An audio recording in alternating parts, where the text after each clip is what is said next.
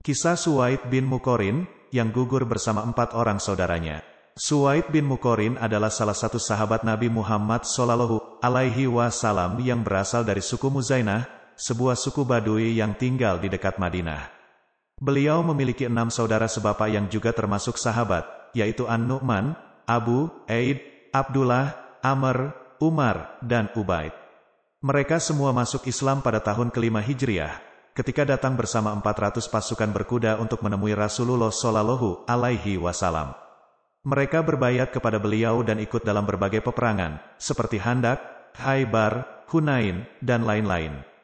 Suwaid bin Muqarrin dikenal sebagai seorang yang pemberani, wara, bijaksana, dan berjasa dalam penyebaran Islam. Beliau ikut dalam peperangan di Irak, di bawah komando Khalid bin Walid. Beliau juga menguasai beberapa daerah di Persia, seperti Kumas dan Jarjan, dengan cara damai dan adil.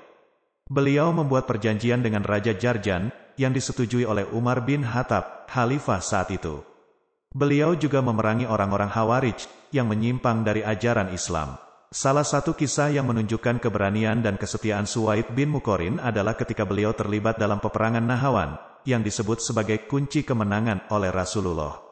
Peperangan ini terjadi pada tahun 21 Hijriah, antara pasukan Islam yang dipimpin oleh Nu'man bin Muqarrin, saudara Suwaid, melawan pasukan Persia yang dipimpin oleh Hurmuzan. Dalam peperangan ini, Nu'man bin Muqarrin gugur sebagai syahid, setelah berhasil membunuh Hurmuzan. Suwaid bin Muqarrin, yang saat itu menjadi wakil komandan, melanjutkan perjuangan saudaranya. Beliau memimpin pasukan Islam dengan gagah berani, hingga akhirnya berhasil mengalahkan pasukan Persia. Dalam peperangan ini, Suwaid bin Muqarrin juga gugur sebagai syahid, bersama dengan 2 saudaranya yang lain, yaitu Abdullah dan Amr. Suwaid bin Muqarrin adalah salah satu contoh dari sahabat yang berdedikasi dan berkorban untuk Islam. Beliau meninggalkan jejak yang indah dalam sejarah, dan mendapatkan pujian dari Rasulullah SAW dan para khalifah. Beliau juga menjadi teladan bagi umat Islam, khususnya dalam hal jihad, keadilan, dan keikhlasan. Semoga Allah meridai beliau dan mengangkat derajatnya di surga.